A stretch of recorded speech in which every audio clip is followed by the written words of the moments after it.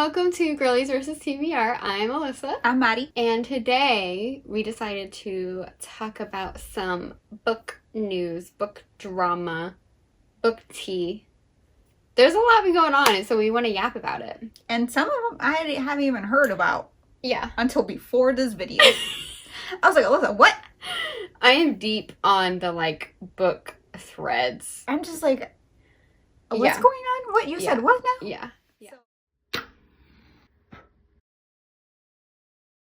One of the topics, Yes. since May 5th just passed, ACOTAR. Yes. Sarah J. Maas. Sarah. Yeah. There's two things we want to talk about with ACOTAR. First was the special editions that were released for the 10th year anniversary of Book 1. The Night Court editions.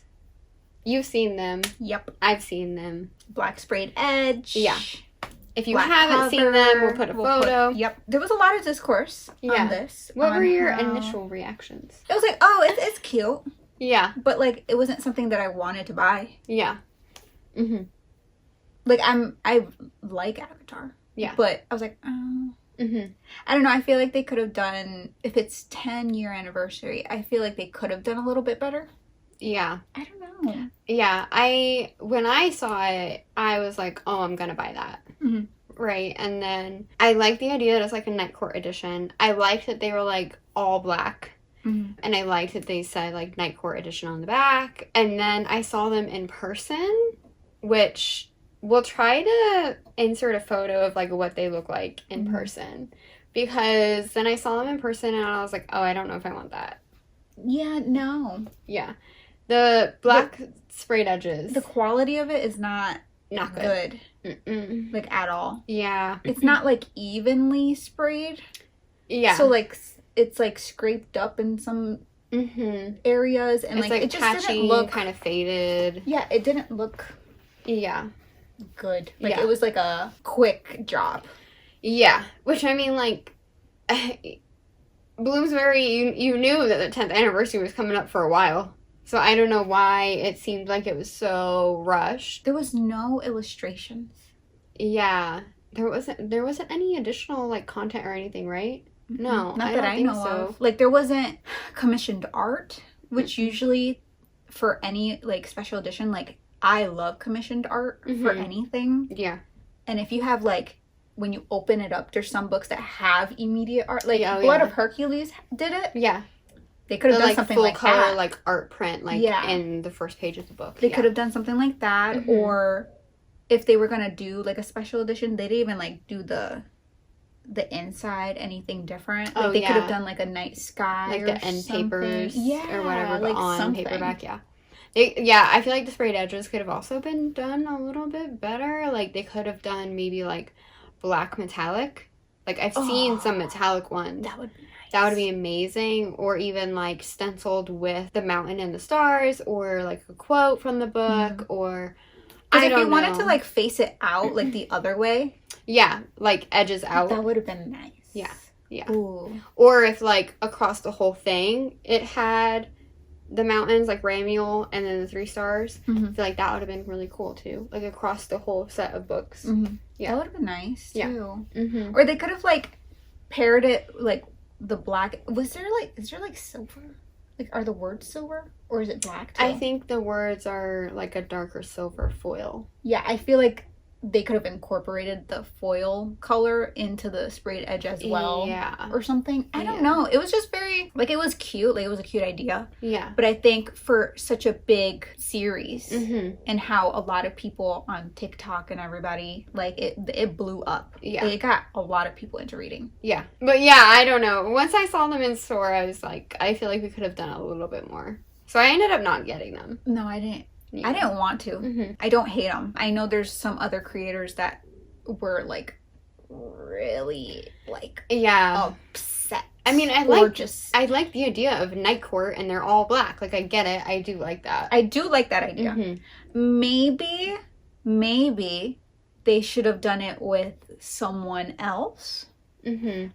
Partnered with, I don't know, Bookish Box or someone else, like acrylic. Is it acrylic? Acrylics? Acrylics? Yeah. Acrylics? Acrylics? Them. Because they did We'll put their name. yeah. Don't Which, they have a yeah. Okay, so I was just going to say, like, I feel like I didn't want to spend my money on that because if I was going to spend that much money, it would be on a super pretty special edition like them. I was going to specifically mention them too. So I'm happy you brought it up because they have multiple different editions of ACOTAR available and of Throne of Glass. You have a Throne of Glass I have one. their Throne of Glass one and it's fucking amazing. Like, worth every penny. So, yeah, I'm feeling like I would just rather buy something like that instead of this, especially if there's no additional content or anything. Like, not even commissioned art. Yeah. Because usually illustrations can go a long way. Yeah. Alone. Like, I do really like the all black thing, but, like, add something else to it. Yeah. We know you're making money off of this. Like, we know you could pay an artist to do it. Yeah. Or at least, like, change up the cover if you wanted to do all black. You could have commissioned someone to do a different design for the 10th year anniversary and make it really limited. Yeah. Like, that would have been something special. Yeah. Because the thing is, too, is, like, who do you think are buying the 10th anniversary special edition? Fans. It's not people that are reading it for the first time that are usually going to be picking up special editions. It's people that already know and love the book. So, yeah, I don't get why you wouldn't put art because, like, we would love art. Or why you wouldn't do a different design. Like, yeah, sure, it's not as recognizable then as the regular, like, wolf on the cover. Yeah. But the people that are buying it would probably love to see something, like, a little bit different. Because, like, honestly, there are people who do self-binding books. And self-spray their edges. Like, they could have done that and make it even, like, look better. Yeah. So I just feel like it was like maybe they thought it through. I don't know. But it just seems very rushed and, like, a quick decision. Like, let's do something for the 10-year anniversary or something. Yeah. Yeah. And, like, because I feel like if they did plan it a little bit more, we would have gotten, like... Something special. Something. Give me something. Yeah. Yeah. Because, like... Blood of Hercules, it's not a special book. Like, it's just a regular standard paperback. Like, standard paperback. But the once you open it, there's, like, a really pretty art thing. Like, we didn't even get that. And that's just a standard paperback. Or, like, Deep End has, like, the end papers. Yeah. I don't know. There's so many things they could have done. They could have included, like, a letter from Sarah, even. Oh, yeah. Something, like, unseen before. Like, something. I don't know. Or, like, an interview or something that, like, maybe talks about, like, the next book. Yeah. Yeah. Or maybe the next book was supposed to already be announced, and then it got pushed back for some reason, and then they decided to drop these haphazardly last minute. Which, to be honest, I think that's worse than pushing back the date. I don't know. Yeah, I know you could have just pushed back the date, but... I don't know what it was. I was, like, pretty excited about them to begin with, and then I saw them, and I was like, I don't think I want those. So, it was a little disappointing. But, I mean, I did like them to begin with, so, like, if you got them or anything, like, you do whatever you want. I'm so happy that you got them and you like them. Yeah. Yeah. It's cute. They're cute. They are cute. They're not, like, I don't hate them. Yeah. It's just when I compare that to, like, another special edition set, I'm like, I should spend my money on the other one instead of this one. And the other ones are hardcover now. I think so. The acrylic ones are. I know. With reversible dust jackets, I think, right? They usually do. Well, I don't know if they're really reversible. Well, they might be. Who knows? Maybe, maybe not. I don't know. Yeah, I don't remember. But I know they have the Rainbow of Valeris ones, and then I think they just have like different scenes that they do across like the entire spine. So I really like theirs a lot. I guess these were dropped to celebrate the 10th anniversary of ACOTAR, right? The 10th anniversary of ACOTAR has come and gone, and there was absolutely nothing from Sarah at all. Nothing. Yeah. I was a little shook. Yeah, because that's like one of her biggest series, so she didn't post anything. No, she didn't post anything. I don't think she posted anything to her stories either. The last post she has was about Taylor Swift, which, valid. Yeah, valid. But yeah, she didn't post anything. Thank you for 10 years or like any like insightful things, or some people were hoping for a book announcement. We didn't get that. We didn't get anything on Instagram. Now, not that Sarah like owes us anything. Yeah. Right? But given that I'm sure this is such a big series for her, I did expect like something from her about her relationship to the series. Or at least like, I don't know, maybe a word to the readers who made that series so popular. I don't know, something. Yeah. I don't know. But then, like the internet does, theories started floating around. Yeah. Bro. People are a little crazy, yeah, to be honest. They are. So they are. Maybe that's why she didn't say anything. Having those big ACOTAR books around cities, like people were already speculating a book would be dropped, ACOTAR 6, just because it was very extravagant, I guess. And I think the stores that got them, it was like a surprise. Like they didn't even know that they were getting them. But I could see that for a 10-year anniversary, like, popular series. Yeah. Like, I could see that. But people were saying, like, no, there has to be more. Yeah. A lot of people expected an announcement, and then it showed up somewhere that Sarah had actually signed one of the books, and it was a quote. And the quote was, "I was a wolf and bit when cornered." It's a quote from chapter 21 from ACOMAF. So then people were like, maybe we'll get an announcement on May 21st instead. I have no idea. Some people are also saying, like, maybe she's in renegotiation talks with Bloomsbury at the moment, and that's why she didn't post anything for the 10th anniversary of ACOTAR. I have no idea. I don't know either. Yeah. Like, do I wish there was kind of something that she had said for the 10th anniversary? Yeah. Because I don't know. It's like your biggest series. You're a very popular author. I feel like you would want to say something about your book turning 10, right? I don't know. Maybe she's stressed or something. Maybe. Because, like, sometimes everyone's harassing her for the next book. That's, I mean, yeah. You know, she is a person, too, so maybe she's just like, I don't know. Yeah. Everybody expects ACOTAR 6. She didn't really say when it would happen. But she could also be, like, working on another series. Maybe she doesn't want to write. I have no idea, yeah. You know, like, there's so many possibilities. You know, readers really want it. So I feel like she might be bitter about it. I don't know. Who knows? I guess we'll know when we know. And, like, Sarah is a very private person. Like, she tries to keep a lot of things, like, offline. Yeah, we're super excited to see all the giant ACOTAR books. That was super cool. I'm very excited for it to be the 10th anniversary of ACOTAR. Like, that's super cool, too. Yeah, that series got me into Sarah J. Maas. Yeah.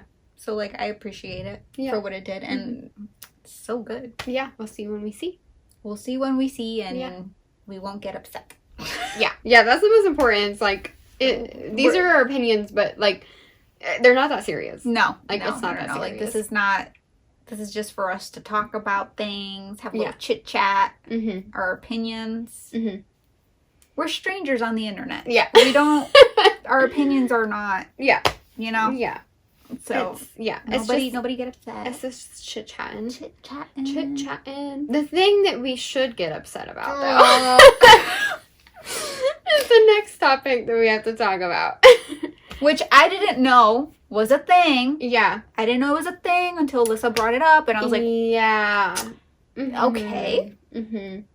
So I saw, like, this little snippet, basically, that said that there was, like, a new independent publisher called Conduit Books that is going to focus on marginalized authors, starting off with the most marginalized group. The most marginalized group, men.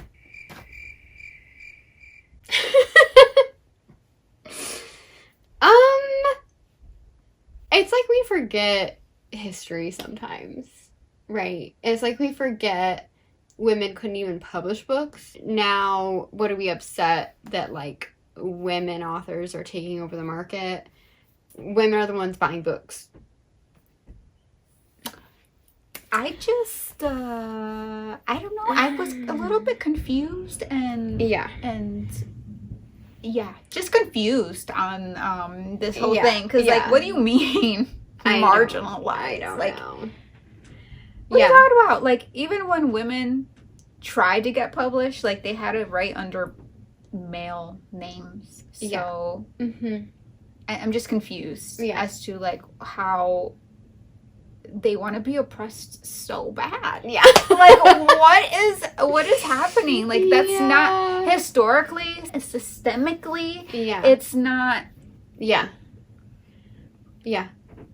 And I feel like the reason also why, like, so many women authors are getting published right now is because, like, women are the ones primarily buying the books. Because now you're actually publishing the stories that women want to read. And so now that you've done that, now we've bought into that.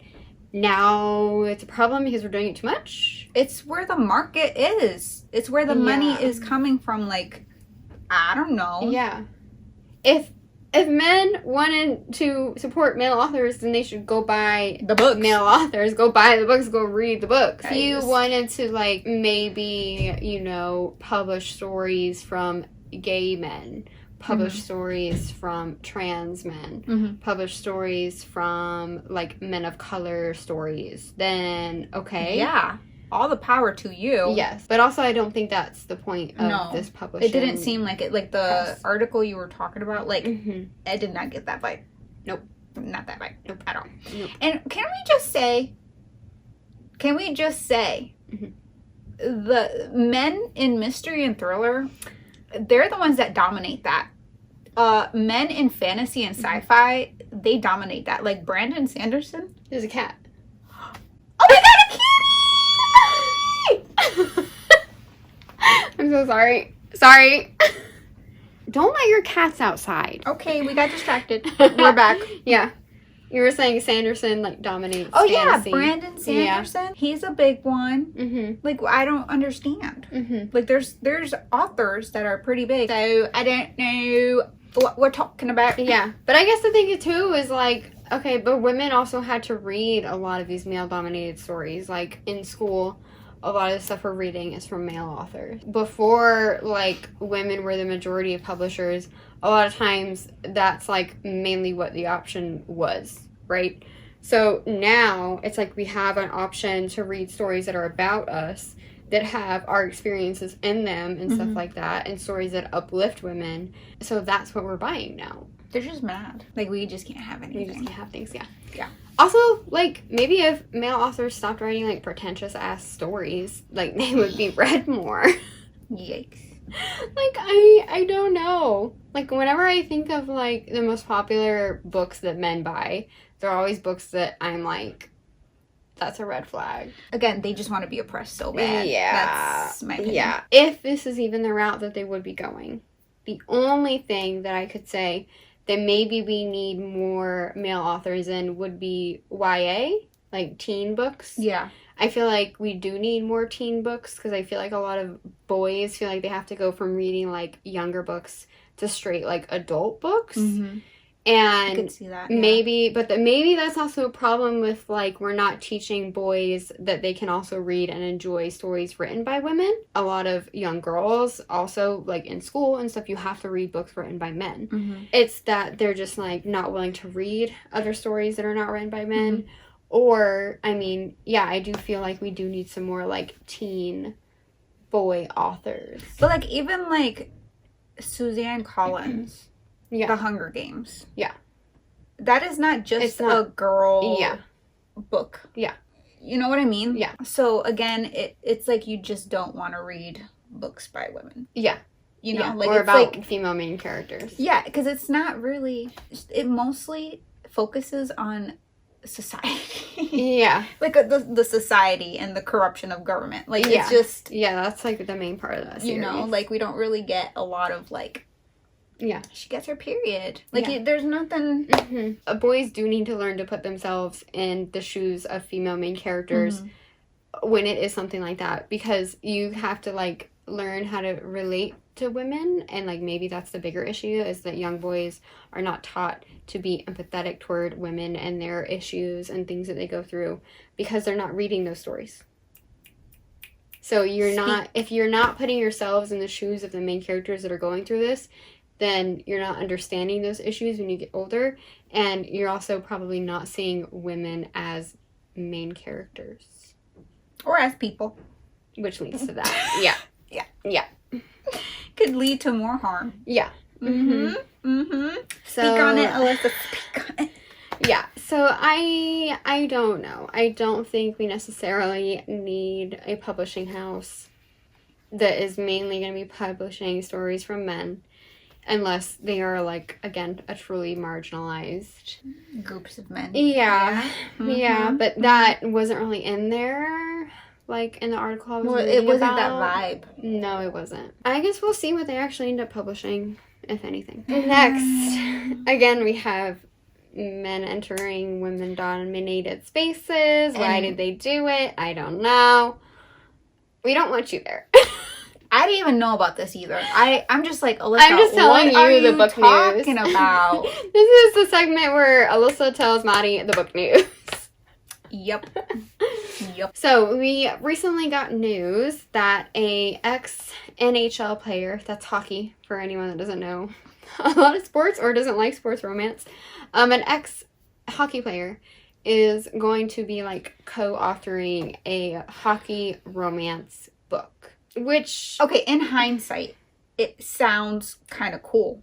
Yeah. I'm just like, okay, cool. Yeah, because, like, he could do that whole thing where it's, like, he could get to the technical terms and, like, you know, out on the ring and stuff. Like, experience stuff. Like, that would be kind of cool. Yeah. Yeah, that would be fine. And, or, like, because he is co-authoring, so it's, like... Like, the POV of the guy. Like, that would be kind of cool if, like, he wrote that. Yeah. But, But then, so his name is Sean Avery. I ended up finding, like, a thread on Threads. A thread on Threads. A thread on Threads. We'll put, like, the handle of the person, or we'll put, like, the screenshot. Sean Avery co-wrote a hockey romance book. In case you're unaware who Avery is, he's a retired NHL player who harasses homeless people, has been charged with criminal mischief in order to take anger management courses, has made heinous comment about his exes, which I think someone else said that's why he got fired or let go from the team, was that he was making terrible comments about his ex-girlfriends, has a restraining order against him for child abuse against his only child, and emotional abuse against his ex-wife. Do not read this book, support this man, shame on this co-author for helping him invade our space for a quick buck. Damn. Yeah. I mean, we don't know if the co-author, like, knew. We don't know what the situation was, right? Yeah. So, we don't know if she knew, or we don't know if, like, he came to her, or what. And we don't know who the publisher is. It's called Summer Skate with Leslie Cohen. I just don't know why they wouldn't dig up a little bit more information on, like... Who the person was? Yeah. Yeah. And again, I do think it would be interesting to see that, but not with someone like that. Yeah. Like, so with Alana Andrews, like, husband and wife writing team. But, I mean, theirs are also, like, mainly fantasy, I would say. And Tiffany Roberts. Yeah. But I feel like they were both very popular before the book talk boom, right? Tiffany Roberts... Years. Yeah. They've been writing for years, and it's actually mostly romance. Like, it's monster smut. When I read Tiffany Roberts, I don't feel like I'm reading a man written by a man. Like, I still feel like this is a man written, or a species, might I say, because they're mostly monster. Yeah. A species written by a woman. Because, like, I'm reading The Weaver right now, and they're a writing duo. You don't, like, it's still a woman's gaze, I guess, a woman's perspective on, like, how a man should be treating a woman and a woman's experience on, like, everything. So I don't know how that would go if he's abusive. You know what I mean? Like, how I feel like in Tiffany Robert, it's like Robert, is his name Robert? I think his name is Robert. Robert? Well, he's, like, the exception. Okay, right? Very much so. Yeah. The exception. And I feel like since they were writing that before, like, the boom of book talk and everything, and now, like, monster smut is super popular, monster romance is very popular, that man clearly loves his wife. Yeah, and I think they were married for a long time, too. Yeah, I feel like that's the difference, too, is that, one, they were together, like, before, I'm assuming before, like, they started writing together. Yeah. And then, like, also with Alana Andrews is, like, they've been writing for a long time as well, like, before this whole book talk boom. I feel like that's the difference, is that they were writing together to write together, and I feel like this guy is like, oh, like, hockey, there's a market hockey and romance money is a there. Thing, yeah. And I'm a hockey player, so I already have a foot in. No. No, thank you. Right.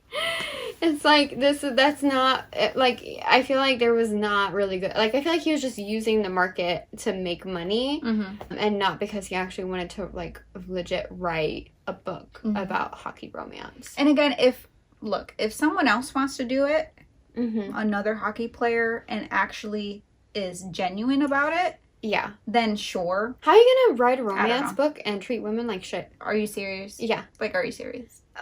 That doesn't make sense. Did you not think we would find this out? We're women. Yeah, I don't think that book is going anywhere. No. If it's published, it's not going to be read. Yeah, I wonder if it's going to be published. We don't know if there's an actual publisher or if he was going to, like, be self-publishing it or what. But, yeah, like, women do better research than the FBI. Did you not think we were going to find your background? Like, you're literally trying to enter our space. Did you think we were just going to let you in? Like, no, it's absolutely not. Yeah. Yeah, I just don't understand that. I think they just wanted to, like, take advantage of what's, actually doing well for money. And just to be like, oh, yeah, like, there's a hockey player that wants to do a smut book. Like, come on now. You know, like, who would make sense is, I don't know if you've seen them on Instagram, the Savannah Bananas. They're the baseball team that, like, has... Do they sing? Like, yellow uniforms. They do, like, little TikTok things. But one of the things they do is they, like, read, like, little scenes. Yeah. Like, I've seen those. Yeah. Like, I feel like if anyone was going to do it, someone like that would make sense. Because they, like, that's already part of their social media thing. Yeah, I feel like that would make sense. As long as, they were, like, nice to women. Yeah. At least. But I feel like that would make more sense than, like, a random hockey person being like, yeah, let me just write romance books because they're super popular right now. Like, that's already established as part of their, like, social media thing, is they read, like, the little scenes to each other. So that would make more sense. Men and women's spaces. Again, thirst traps. Thirst traps. That's another thing. That's another thing. It's like book-related thirst traps. And again, cosplay, we're not talking about cosplay. Yeah, cosplay is different because you have to actually read the book in order to do cosplay most of the time. Yeah, and get the accurate, whole thing and, like, get the persona and stuff like that. I feel like there's been, I don't know if you've seen them, they're so cringy to me. Like, if I'm scrolling on Instagram and one comes up, I'm just, like, immediately like, ugh, and I keep scrolling because they know women like these books. They're just using them as a prop to get more female attention. Do you not know that we know what you're doing? And also, you're not the fictional person. Like, you're not the character. That's reserved for in the book. In the book, not outside in IRL. So, no. So no. No. Absolutely not. And again, we don't have TikTok. I don't see them on TikTok. I do get them occasionally on Instagram, and I'm like... I feel like you can immediately tell that they haven't actually read the book. Yeah, like, they they went to the store. This is ridiculous to think about it. They see all these TikToks. They go to the store, and they're like, okay, where is Haunting Adeline? They buy Haunting Adeline, which is, like, $21, by the way, at the bookstore, I think. Like, it's not cheap. They buy Haunting Adeline. Maybe they also buy Haunting Adeline, right? And then they probably don't read the book at all, and they're just using it as a prop. They did all this to record a video. Yep. I've seen a lot with Lights Out. Yeah. Because that one was booming too. Yeah. I don't know. I feel like we can tell you didn't read the book, like, for the most part. Again, like, if you're actually cosplaying, that's something different. But, like, there's ones that are very specifically just thirst traps, okay? Like, we can tell you didn't read the book. Women's intuition. We can tell there's something in our lizard brain that is, like, that man is pretending to like something that we like in order to gain access into our space. And we don't like that. It's like sending up red flags in my head. Ugh.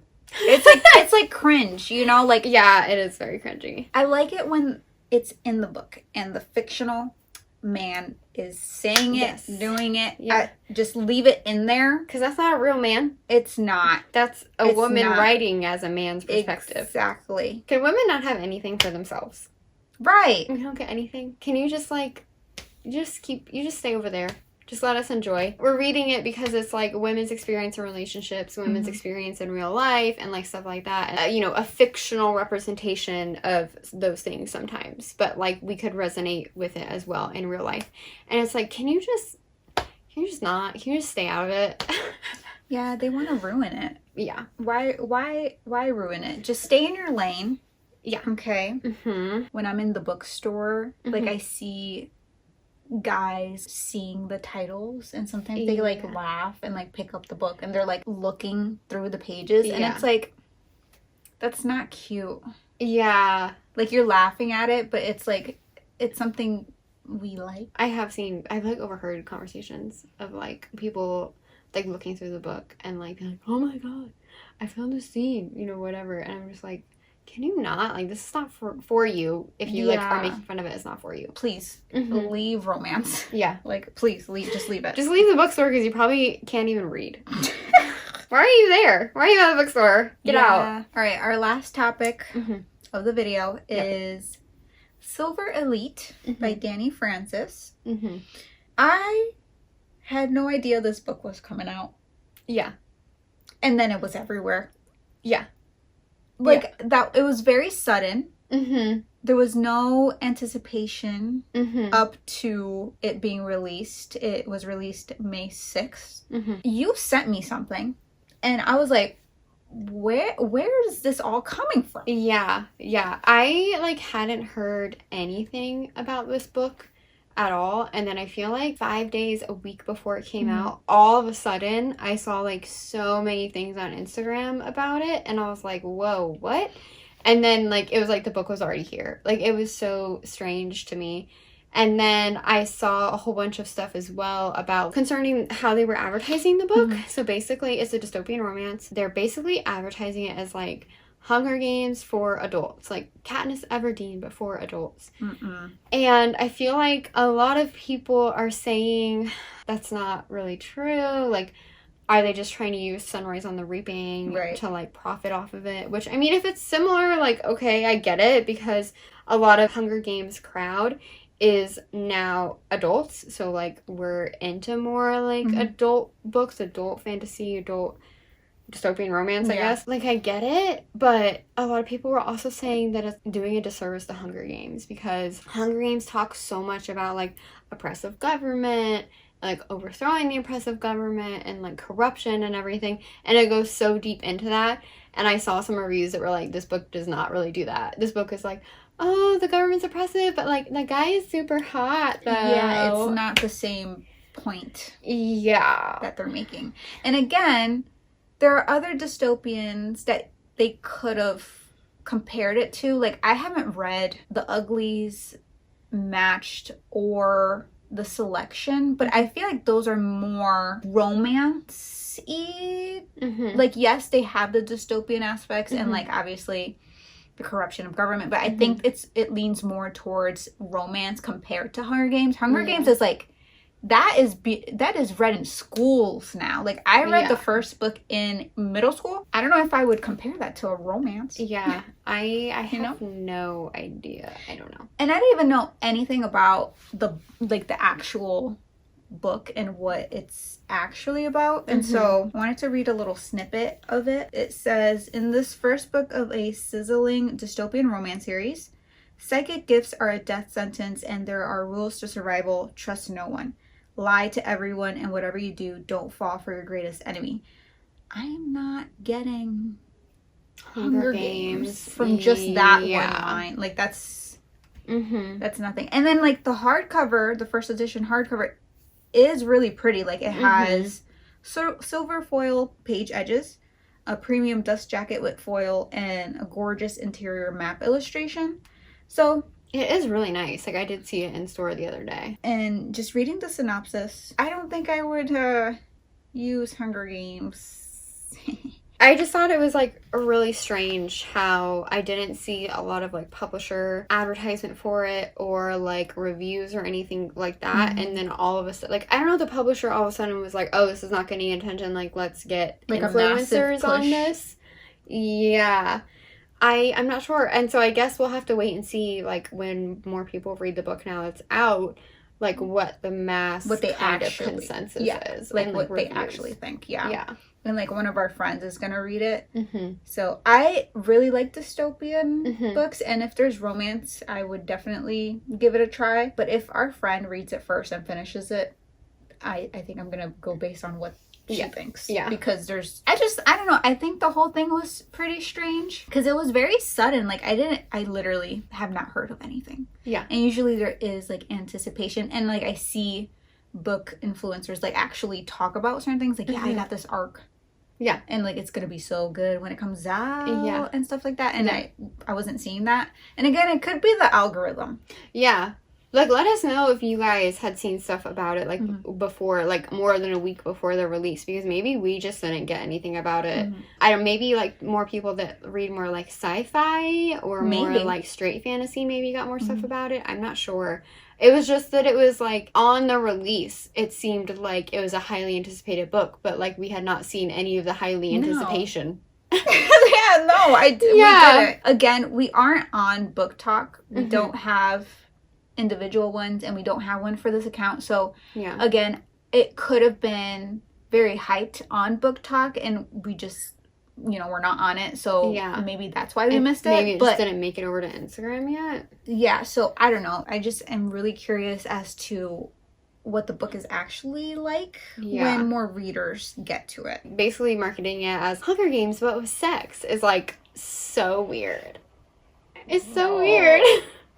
No. We're breaking down right now. Let us know, like, your takes on this, like, new book news. I don't know. There was just so much that had happened, like, within the past week that I was like, we need to talk about it. We need to yap about it. I need to tell you about it. Yeah, because I didn't know a lot of these things. I'm on Threads a lot. That's where I see it. I was like, what is happening? Yeah. And so let us know if you like the book news type of vibe. You know, we're always open for you guys to, like, discourse, do a discourse in the comments, and let us know what you think about everything. If you plan to read Silver Elite, let us know, and come back to this and comment. Yeah. Be like, is it Hunger Games or is it not Hunger Games? Like, and that's the tea on that. That's the tea, and then we're out. Yeah. Bye. Bye.